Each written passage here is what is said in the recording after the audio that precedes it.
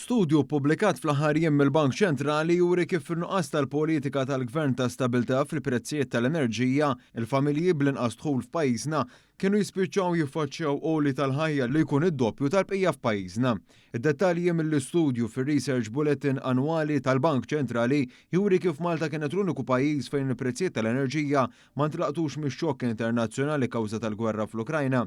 Fil-fatt, ir-rapport jirrimarka kif fl-aħħar snin il-Gvern Malti nefa' 4.5% tal-ġid nazzjonali biex iżomm il-prezzijiet tal-elettriku, gas u fuels il-kol stabbli.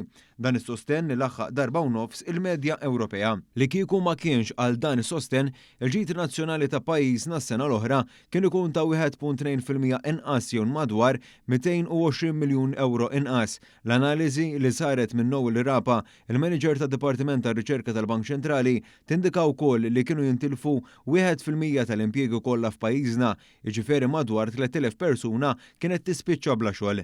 Dan għax kienu kun hawn tnaqqis sinifikanti fil-konsum privat kif ukoll tnaqqis fl-investiment, imma aktar importanti minn hekk mingħajr din il-miżura l-esportazzjoni kienet bagħti u n-negozji ma kinux jibqgħu kompetittivi. Ir-rapport jindika wkoll li r-rata tal-inflazzjoni kienet tkun ta' 1.2% aktar milli fil-fatt kienet fl-2023. Dan il-pis l-aktar kien se jinħass mill-familji bi dħul baxx, għax ras ar-ras jikkonsmaw relattivament aktar enerġija minn familji bi dħul għoli u r-rata ta' inflazzjoni għalihom kienet tkun 2% aktar minn dik osservata. L-istudju jispjega kif 5% miż-żieda fil-pis tad-dejn nazzjonali kienet dovuta għal politika tal-istabilità fil-prezzijiet li jfisser li kieku dan kien ikun madwar 45% tal-ġid nazzjonali jew fl-istess ilma tal-perjodu 2016-2019 meta pajjiżna kienet jagħmel surplus fil-finanzi pubbliċi.